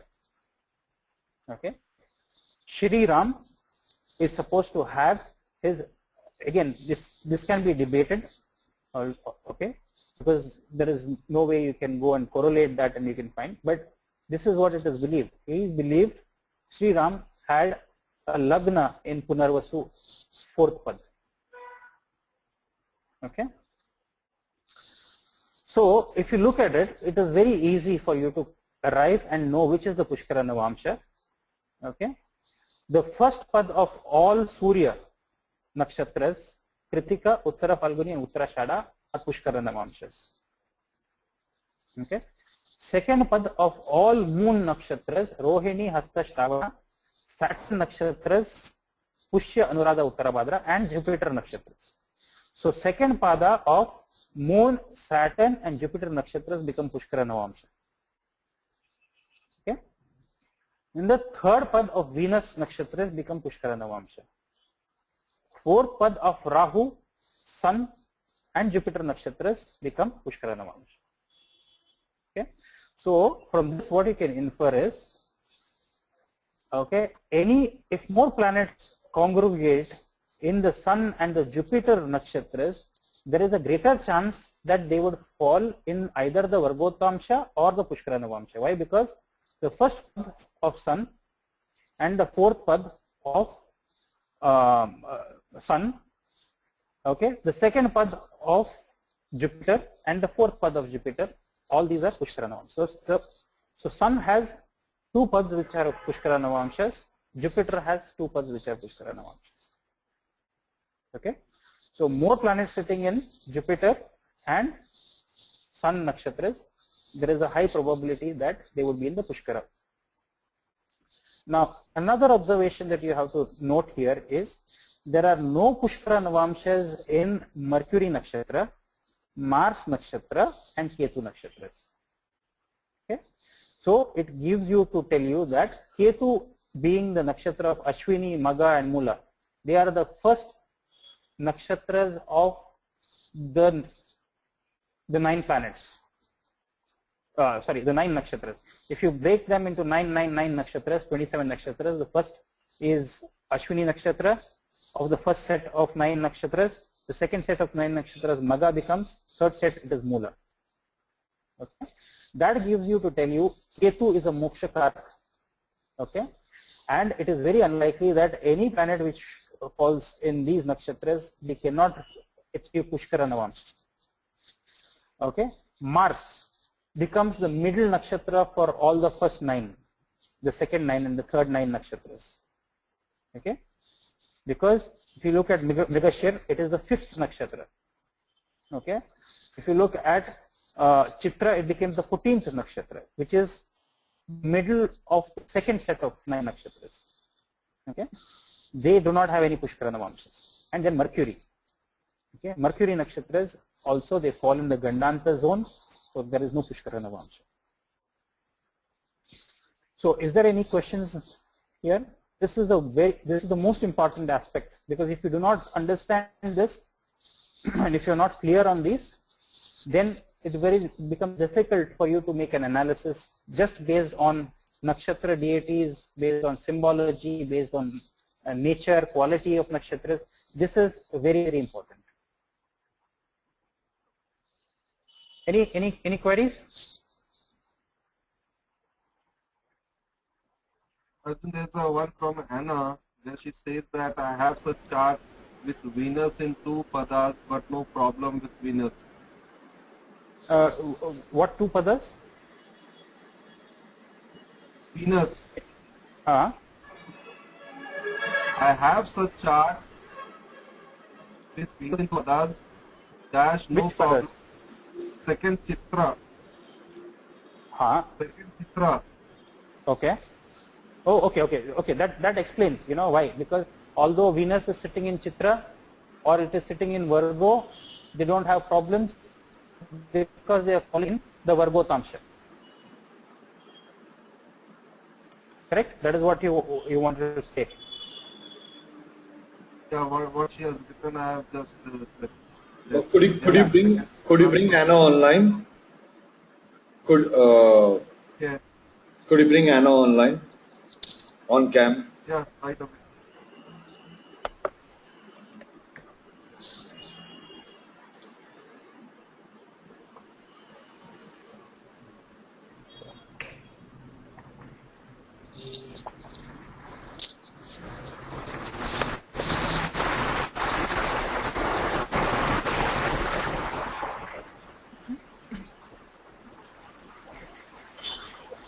Hello, can you hear me? Yeah. Yes, Anna. Please go ahead. Hello. I just Yeah. wanted to confirm that I know I have a friend of mine, and she always wonder why she has no problems with her Venus in Lagna, in Chitra, and I just quickly looked at her chart and wanted to confirm your idea. Yeah. See, because it falls, see, Chitra, there are two things. What you have to remember is Chitra, the second pad of Chitra is Vargotamsha, okay? And I think the third is, if I'm correct, the third and the second both become very, let me go back. Yeah. Sorry. Hello. So the third of Chitra and the second of Chitra, both pad become Vargotamshas. Okay, although it is debilitated in the second pad, but it wouldn't give the results of debilitation because they are Vargotamshas. Okay. So the negativity of Venus is removed. So you can see, maybe if you look at my text here, is this native anywhere associated with interest in arts, photography, music, interior design, architecture, gemology, clothing, or jewelry making?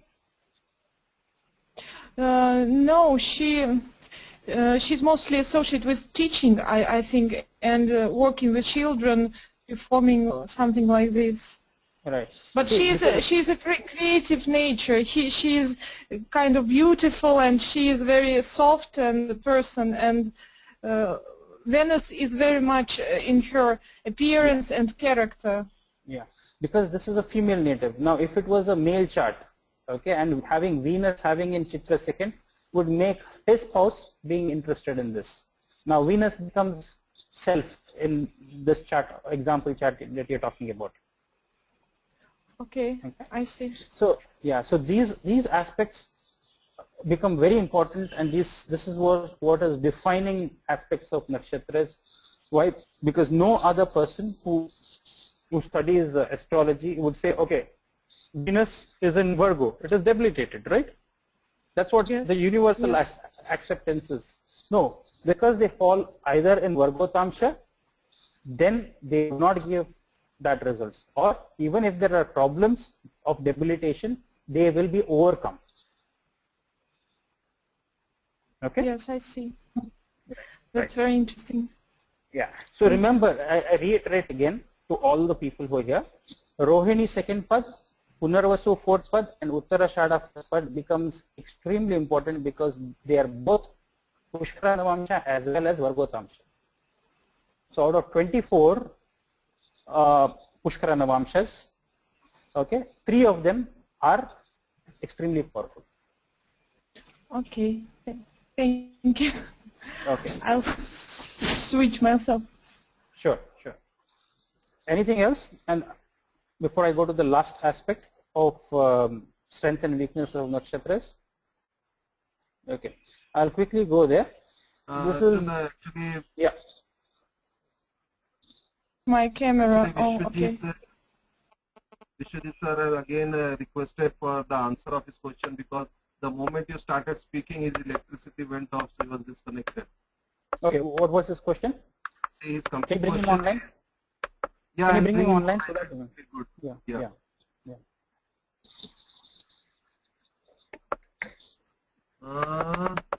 I think again he left. I don't see him online now. Yeah, I see him. Just a moment. Yeah.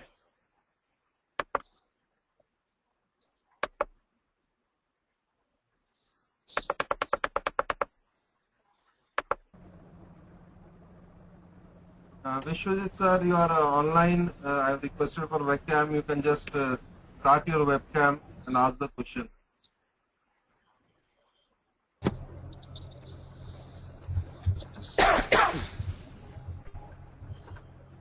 Vishwajit, you able to hear us?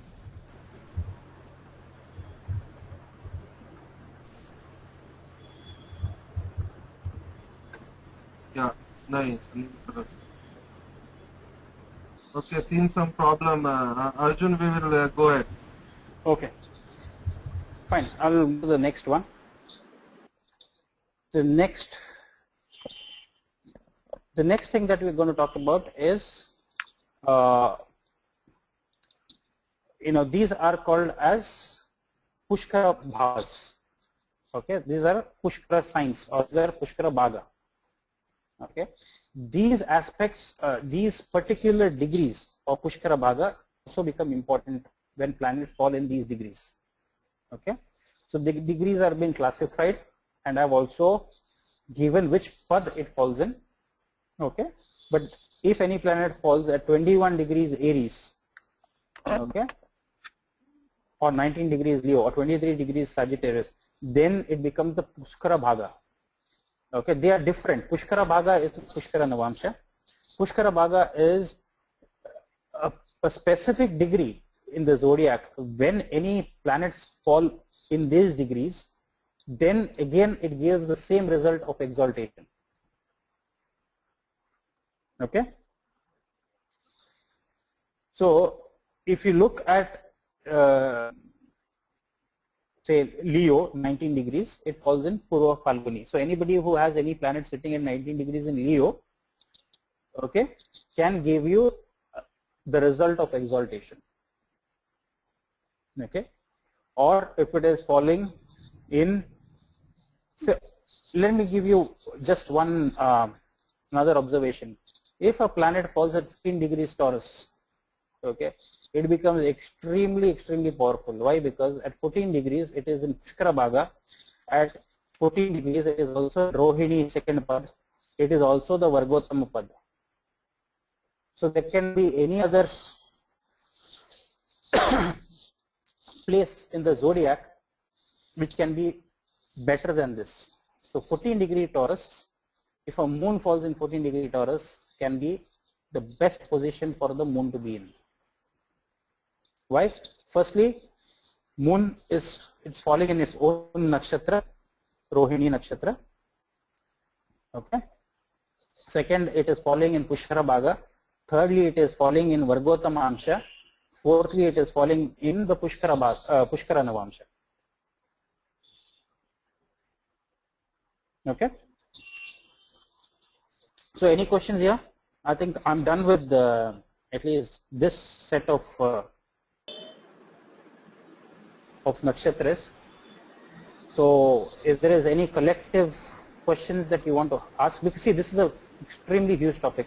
Even 2 hours we have tried to crunch it, and we have tried to summarize this whole study.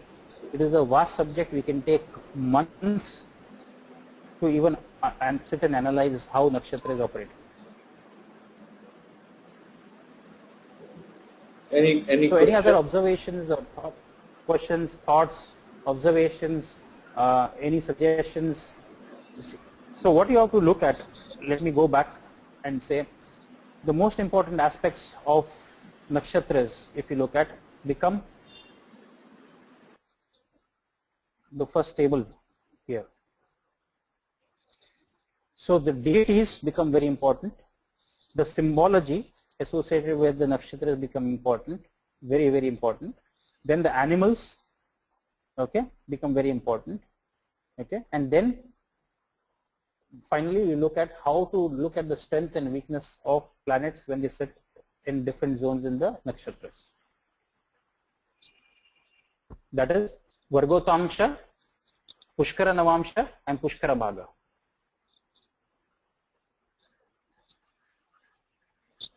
So any questions? And of course the nature and quality of the nakshatras.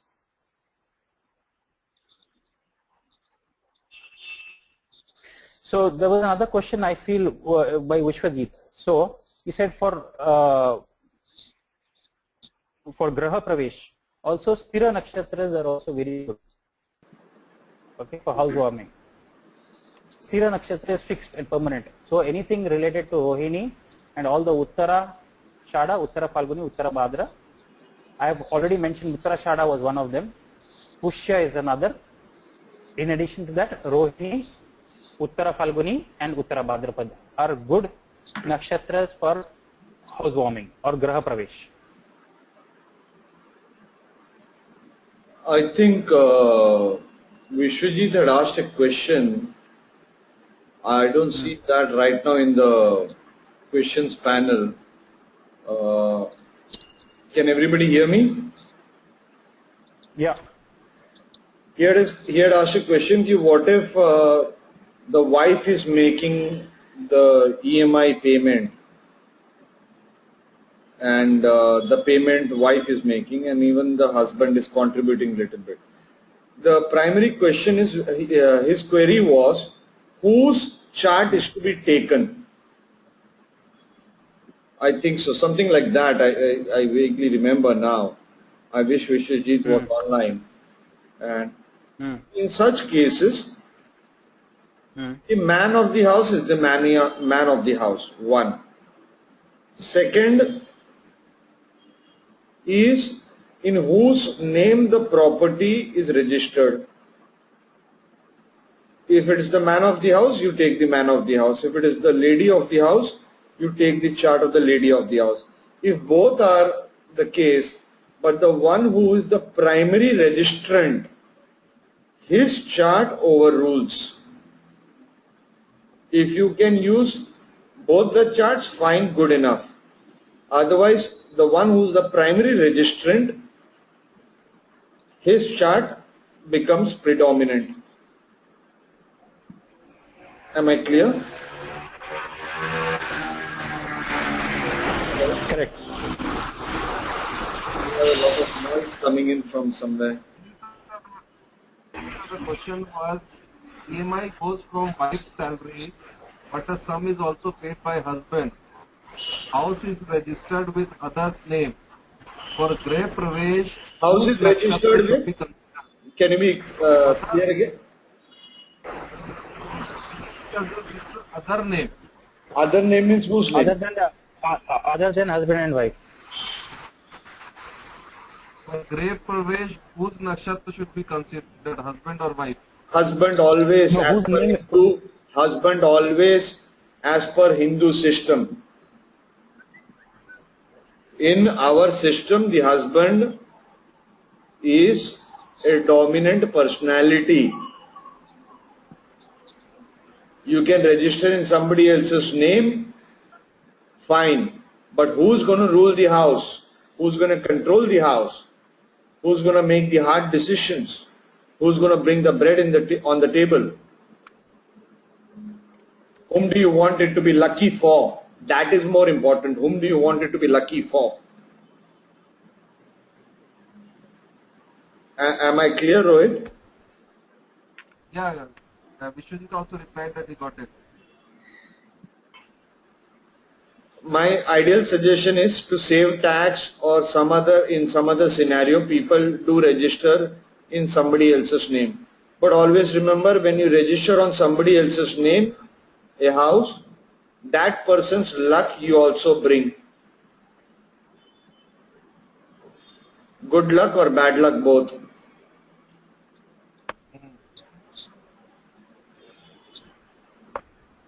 Any other questions? Yeah, got it.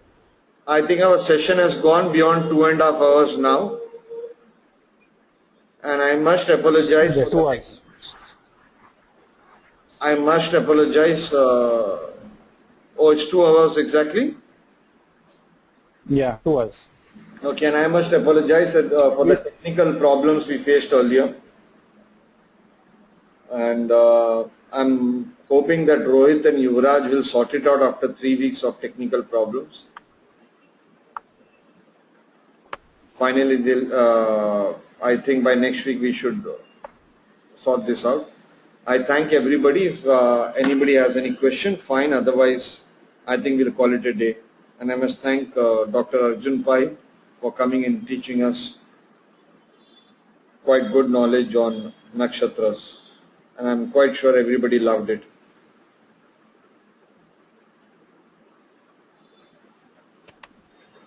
Yeah, I think I just like to add that although we've taken, I think we have, the idea was to even cover one more nakshatra today. That's not going to happen because this is such a vast subject. And if I leave it just by speaking a little bit about the nakshatra, I won't be doing justice to this subject. So that is why it was important for me to go and say how you are going to use each of these aspects in making predictions. It is very important. So that is why I have taken 2 hours just to run you through the different aspects of nakshatras. And this subject is, we have not even scraped even the tip of the iceberg. Okay, the subject is extremely vast, but it's the most interesting subject I've come across. Is no other astrological study is as intense and as elaborate as nakshatras. And if you know, our ancient system was always based on nakshatras. There was no Rashi system. Rashi was later on, added on top of nakshatras. So feel free to ask me any questions. We have another couple of minutes. Arjun, anything related to them. There is a question by Bettina Brodberg from Germany. I think you can read questions in the questions panel. Can you see the questions panel? Yeah.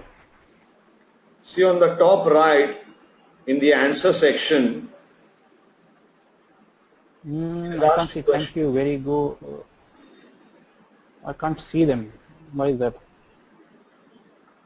Okay, can you read it out for me? Yeah. If Venus is in Purva Falguni, it becomes debilitated in Virgo in the Navamsha. Okay. How is it auspicious? If Venus is in Purva Falguni, it becomes debilitated in Virgo in the Navamsha. How is it auspicious? Correct. Yeah. See, you can see that 3 pads of Uttara Falguni, right? You're saying, or Purva Falguni? Purva Falguni is completely. No, Purva Falguni is completely in Leo. Okay. If her question was right, because only 1 pad, that is the first pad of Uttara Falguni, will fall in Leo, and 3 pads of Uttara Falguni will fall in. No, Arjun. Purva Falguni. Okay, so the question is in Purva Falguni, it is not debilitated, Venus. If Venus is in Purva Falguni, it becomes debilitated in Virgo in the Navamsha. Oh, okay, in the Navamsha. 19 degrees in Leo, falls in Virgo in Navamsha. Correct. I got it. Yeah. No, I get it. See, there are 2 things what I wanted to answer this question. Okay. The first thing is, you have to remember Purva Falguni is the nakshatra, the planetary ruler of Purva Falguni is Venus. Okay. So there is some strength which is coming from there, right? But because it is falling in the debilitated portion, okay, and Purva Falguni is associated with the deity Bhaga. Okay. Bhaga was one of the deities who had his eyes pulled out. Okay, and Venus sitting there will give problems with marriage, and also can possibly give some issues with eyes. Okay, anything poor eyesight, or because it is debilitated, you might also see that the native is not very kempt, not very properly dressed, or they do not pay too much attention to themselves. Again, it depends on what lagna, okay, and in which house is Purva Falguni falling. On the basis of that, the results will change. But generally, if you ask me, although it is falling in Venus nakshatra, but if it falls in the 3rd pad, it is a Navamsha pad. You get it? Now it is the Pushkara Navamsha. All 3rd pad of Venus nakshatras are Pushkara Navamshas. Correct? So in Purva Falguni, if it falls in the 2nd pad, then it is debilitated. If it falls in the third path, then it is going into Pushkara Navamsa. Okay, I have a different view here. Arjun and Dr. Arjun and Bettina. When you encounter such situations like the one Bettina has mentioned, planet being debilitated, but you see the sign it is in Virgo, it will vibrate with the 6th house of the horoscope. So such a planet will give failures in love affairs or failures in business because it is 12th from 7th and so on. If Bettina has a horoscope in mind, she can verify if something like this has happened.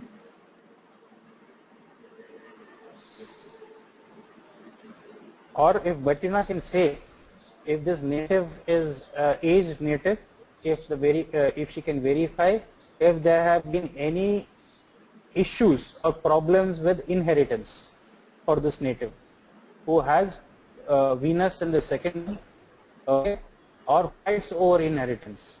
Why Bhaga means share. No, Venus might be in the 8th house, Bettina. You have written Venus in the 8th house. Sorry, Arjun. You written. No, I'm not seen that. I'm not seen it. Okay, you written Venus in the 8th house. It can be in any house, but it will primarily also give 6th house results because it is Virgo Navamsa. That means and also it will failure in love affairs and failure in business or breakdown of business, because 6th house is Sapatani. That means some mistress issues,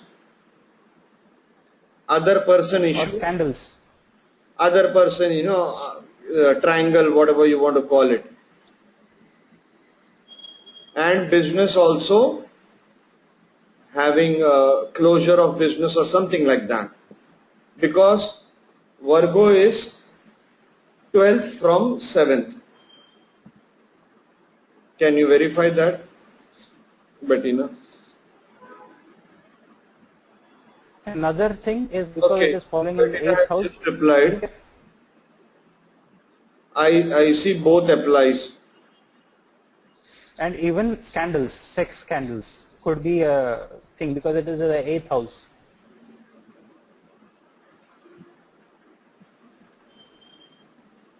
Or inheritance, issues with inheritance. 8th house is also second from 7th house, so it will be sustenance of marriage. Those will be the issues. Correct. Sustenance of marriage. Have we answered your question properly, Bettina?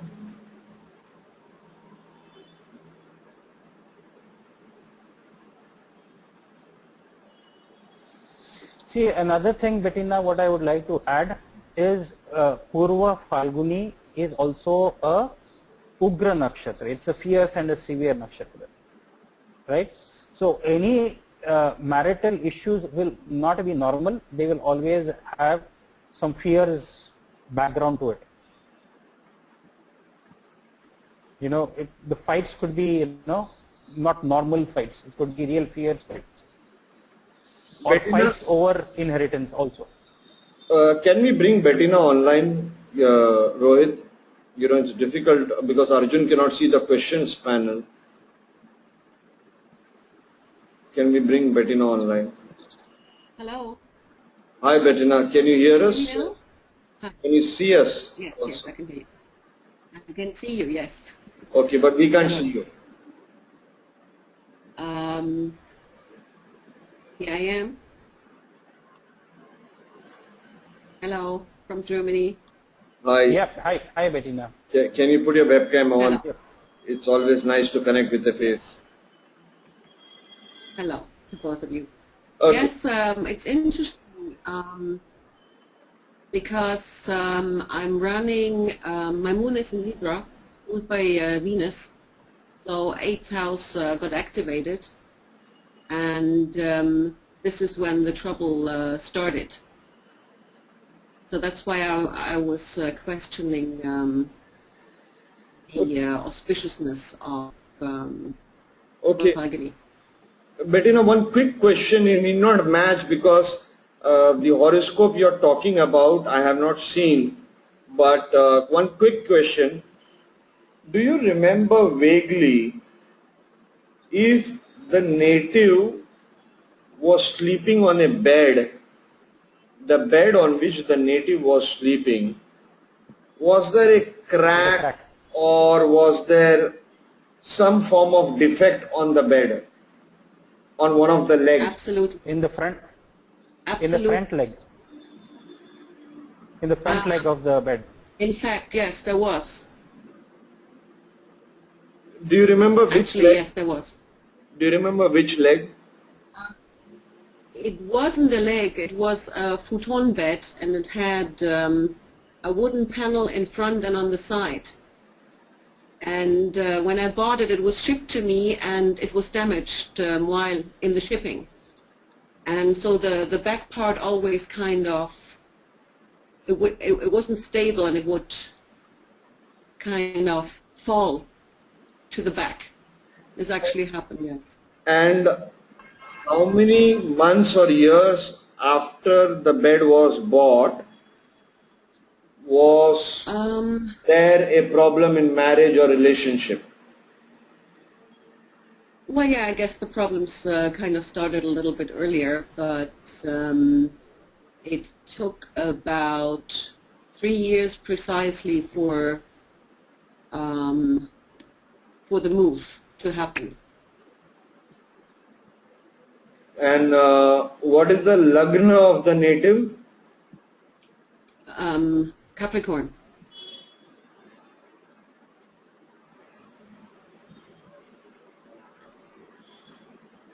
All right. Thank you so much. Thank you so much, Bettina. It's a pleasure talking to you. Nice talking to you too. Thank Thanks a lot. It was a great class. Okay. Thank you. Well, I think we should wind up now. We crossed 15 minutes. And I must thank Dr. Arjun Pai, Rohit Sharma, Yuvraj, Anna, Bettina, Amit Saraf, Shri NBS, Anuradha Ji, Vishwajit Babal, and everybody who's logged on, because I can't see the names. Everybody seems to have logged on with my name, thanks to my stupidity of sending that link. So thank you. See, primarily I'll just quickly wind this up. Today was a technical session. We wanted to see how the class goes, the length of our slides, the clarity of our presentation. Was it smooth? Was it fast? Was it slow? If you all can email us. Was the content something new, or was it old but properly explained, or there was more need for explanations? If you all can email us, you can be absolutely critical as much as you want, because it will help us improve. And please send an email. If you can send an email right now, great, or send an email by tomorrow. I know it's late night for some of us here in India. And thank you so much, and I hope we sort out the technical issues if Yuvraj and Rohit decides to act on it at the earliest. I appreciate everybody. Thank you so much. Let's end this session today. Thank you, Dr. Arjun Pai. Thanks everybody. Thank you. Bye. Bye. Bye-bye. Bye.